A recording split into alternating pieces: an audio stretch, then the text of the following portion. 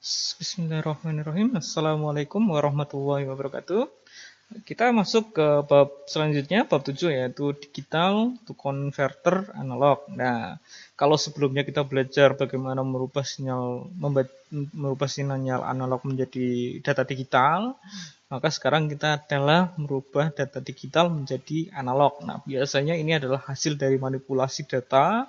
Manipulasi data itu nanti dikembalikan lagi ke dunia nyata, misalkan untuk mengontrol motor, untuk mengontrol intensitas cahaya, kemudian untuk mengontrol suhu, itu kan biasa dikembalikan lagi ke analog ya. Ke dunia nyata itu kita adalah analog ya. Nah, itu ada banyak teknik untuk merubah data digital menjadi analog. Kita perlu interface-nya. Interface itu maksudnya perantara. Bagaimana data dalam bilangan biner bisa berubah menjadi tegangan, bisa berubah menjadi arus. Nah, tegangan dan arus itu kita misalkan tegangan ya, tegangan dan arus itu kita bisa rubah menjadi panas, kita bisa berubah menjadi apa namanya? Kita bisa rubah menjadi cahaya, intensitas cahaya, kita bisa rubah menjadi kecepatan motor, kita bisa merubah menjadi kuat medan magnet, atau kita bisa rubah menjadi medan elektromagnet untuk memancarkan sinyal frekuensi tinggi atau gelombang-gelombang radio gitu. Ketika kita menggunakan microchip dari misalkan contohnya ESP8266 atau ESP32 itu dengan kecepatan tinggi sampai 250 MHz, Anda bisa membangkitkan sinyal AM, amplitude modulation, atau bahkan Anda bisa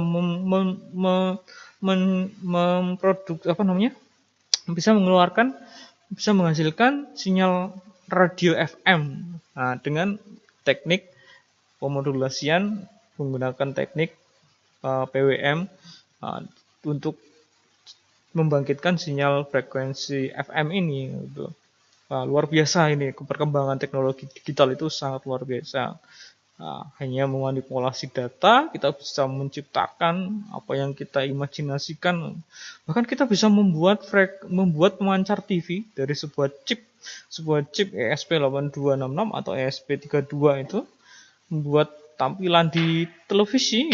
Kita hanya memancarkan sinyal menggunakan metode transmisi data lewat radio, gelombang radio itu. Nah, dasar teorinya untuk DAC itu banyak sekali itu. Anda contohnya ini adalah untuk 8 bit ya, 8 bit data, ini bit ke 0 sampai bit ke 7, ini kemudian dikonversi ke analog. Nah, semakin banyak bit-bit ini resolusinya semakin tinggi, maka ketepatan hasil konversinya, sinyal analognya akan lebih presisi.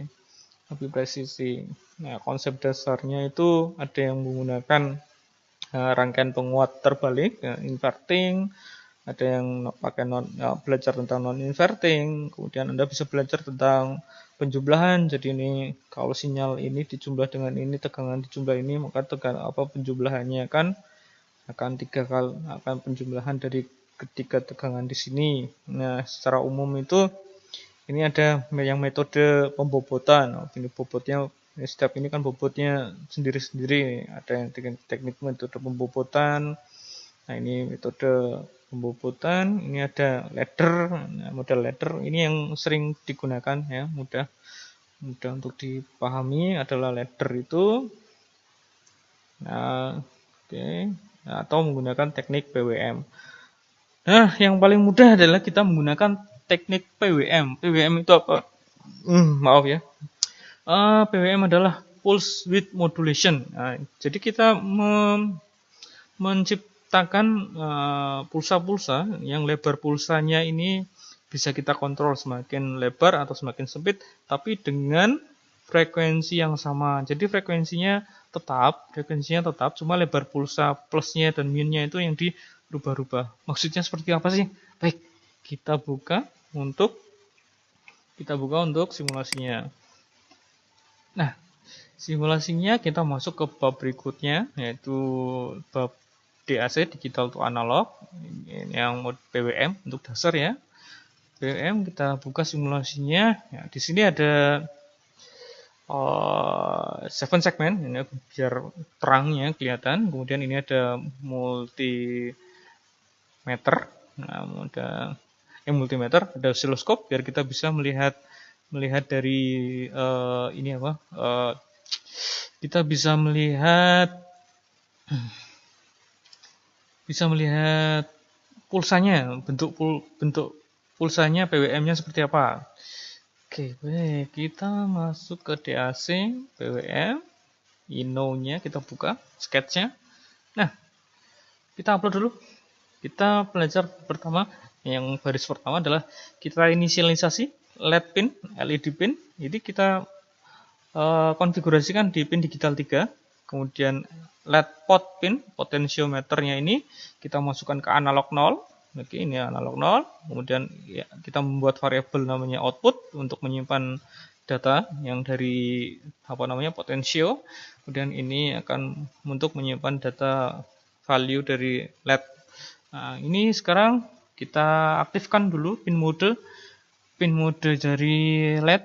Nah, sebagai output kan, LED kan output. Nah, sekarang kita output itu diambil datanya dari analog pin. Nah, ini dari analog pin. Untuk membaca sinyal analog, maka kita pakainya analog read gitu.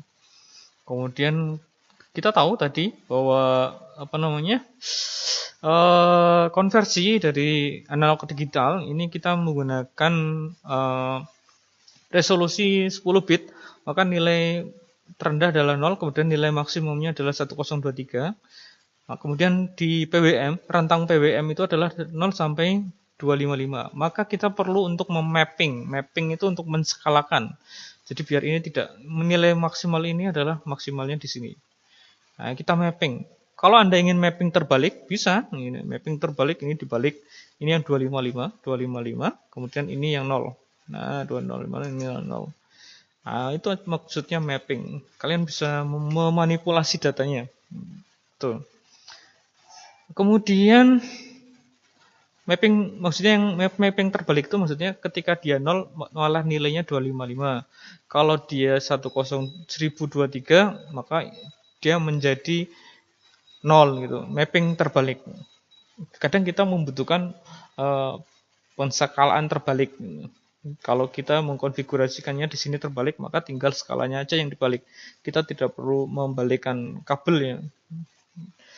Nah, kemudian selanjutnya untuk mengeluarkan sinyal digital analog berdasarkan PWM seperti yang sebelumnya di LED, kita menggunakan metode seperti ini. Analog read, LED pin. Nah, nilainya berapa di sini. Kemudian kita kasih delay 1 untuk gitu. Nah, ini maksudnya seperti ini. Kita lihat. Kalau ini semakin tinggi, maka sinyal nolnya akan semakin rendah. Tapi kalau kita semakin rendah, sinyal nolnya semakin kurus kan? Ini bisa kalian lihat. Nah, sinyalnya itu semakin kurus kalau semakin kecil. Nah, kalau semakin besar, sinyalnya akan semakin gemuk. Nah, ketika dia semakin gemuk, maka LCD ini akan semakin terang. Nah, ini semakin kecil, dia semakin redup, semakin gemuk, sinyalnya dia akan semakin terang. Itulah tekniknya. Nah, baik. Udah sekali bukan? Nah, sepertinya ya. Ini terang, redup. Nah, ini adalah teknik dari PWM. Mudah untuk kita aplikasikan di sehari-hari. Resistor di sini, nah, fungsinya adalah untuk membatasi arus dari kaki basis. Nah, Anda bisa menggunakan kalau di digital kalau di digital itu nilai resistansi tidak begitu penting, tidak begitu